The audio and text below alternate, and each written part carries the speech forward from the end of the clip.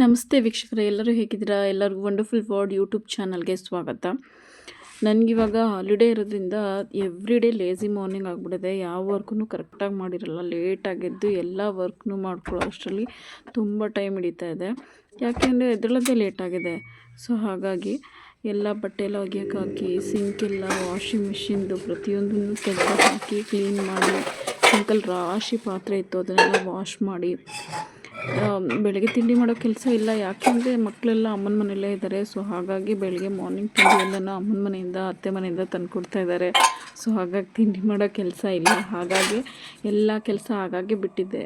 ಅದನ್ನೆಲ್ಲ ಕ್ಲೀನ್ ಮಾಡಿ, ಹಾಗೆ ಅಡುಗೆ ಮನೇಲಿ ಎಲ್ಲ ಮಕ್ಕಳೆಲ್ಲ ಯಾವುದು ಇದು ಮಾಡ್ಕೊತೀನಿ ಅಂಥೇಳಿ ಎಲ್ಲೆಲ್ಲೇ ಎಲ್ಲ ಎಸ್ದು ಹೋಗಿದ್ರು. ಎಲ್ಲ ನೀಟಾಗಿ ಕ್ಲೀನಾಗಿ ವಾಶ್ ಮಾಡಿಕೊಂಡು ಒರೆಸಿ ನೀಟಾಗಿ ಪ್ರತಿಯೊಂದನ್ನು ಅರೇಂಜ್ ಮಾಡಿಕೊಂಡೆ.